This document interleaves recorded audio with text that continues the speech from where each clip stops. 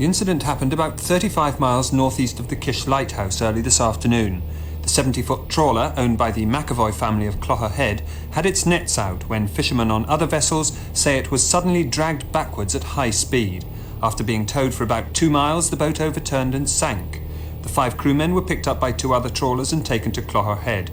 The submarine hasn't yet been identified, but Ministry of Defence officials in Britain say it wasn't one of theirs.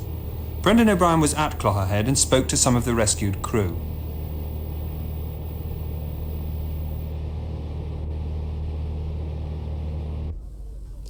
Fishermen here at Clogherhead believe that nothing other than a submarine could have pulled the 70-foot Sharelga backwards at 10 knots for 2 miles.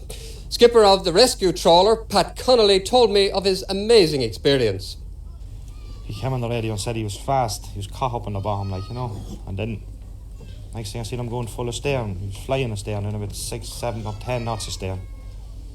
And then the boat listed over on our side and we let the gear go here, let the brakes off the winch, and we steamed full throttle for him.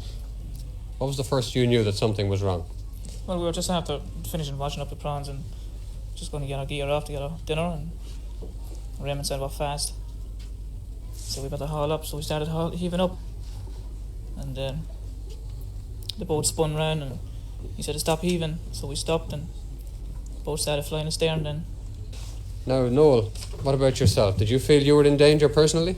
Well, no, it was a nice day, It was an awful sensation, The boat just go over like that.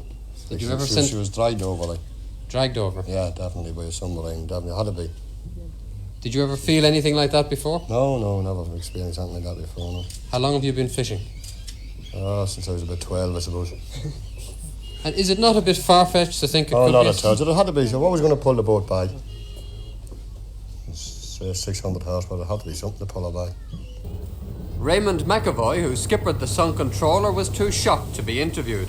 His 8-year-old boat cost around £150,000 by way of BIM grants and loans. Comforted here by his younger sisters, Raymond's wife Barbara is in hospital having a baby and had yet to hear of her husband's adventure.